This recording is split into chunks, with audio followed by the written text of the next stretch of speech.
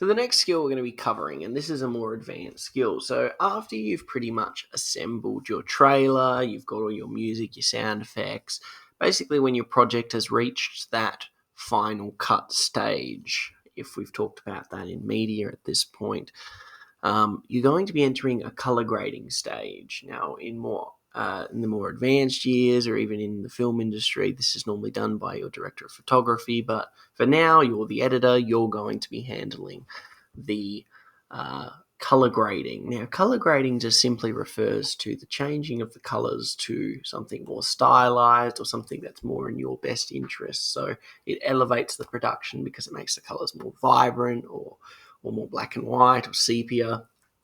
It alters the state. So what we've got here on the right-hand side here, just in this window right here, is we've got, I'll just make it nice and easy to follow, you've got your playback here just above the timeline. Now I want to change the colors of this. So what I'm going to do is I'm going to go back up to Window, go to Workspaces, and I'm going to go to the one that says Color. Just there. Now you're going to have, once again, a slightly different interface. Now what's really important is this is our luminetry color, or basically just where we alter all of our different looks. So let's click on the first clip here, and we can see that we have clicked on the first clip because it's appeared now and we're able to actually edit stuff. So what's really important here is the first thing you could do is you could use a thing called LUTs, which is basically the equivalent of your Instagram filters, stuff that's very easy to follow. So if we have a quick look here, we can go to Creative, the Creative tab. That's the one we're operating in. So it's equivalent to, your Instagram filters. So we can see here, and we actually have a little preview before we added in what it looks like. So some of them are looking very dramatic. Let's use this one. This one's a little bit, we've got like a stronger light there. Another one, oh, here we go. So if I wanted to use black and white, I've got a nice washed out black and white here, or something a bit more dramatic right there. So let's stick with the black and white, if that was one we wanted to use. But let's go for something with a bit of color. So that's a good starting point. But if you don't want to use a LUT, that's fine. We just go back to none.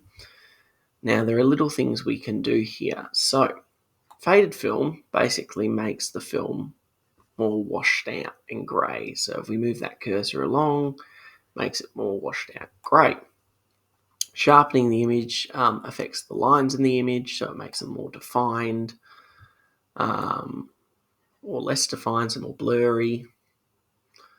Vibrance basically elevates all of the colour in the image, so it makes the more blues blue, the more reds blue, so we can see it's affecting her skin tone there.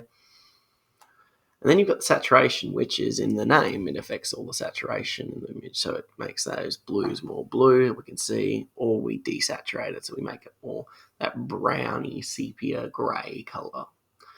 Let's make the blues a little bit more blue. Now, another thing we can do here is we can affect the shadow tint. So that's all the dark shades, what colour they come out as. So if I shift it more towards the red, we can see it's making the image more red, which could be good if used correctly in a horror setting. If we move towards the blues, obviously we get a very strong blue. Greens get more sickly green. So we find a fine balance here. So let's actually shift it so we get a bit more warm light in there. Almost like there's a sense of impending danger. Your highlight tint basically elevates all of the whites of the image. So we can see in the background there, those reds are coming through. So if we return the shadow tint to its sort of more original state, we can see it's affected her whites, the whites there too. So if you ever want to change it, we just double click back to the middle. The other way you can use is the curves. Now the curves are basically just a pen tool, which we can use to shift brightness and contrast.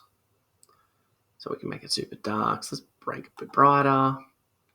Obviously change some of the colors, the hues and saturations, or the hue versus hue. So this is another way. Look at that. We've dramatically changed our final product there. Maybe not for the best, but that is just sort of showing you the power of these color tools that you can use in color grading in Adobe Premiere Pro.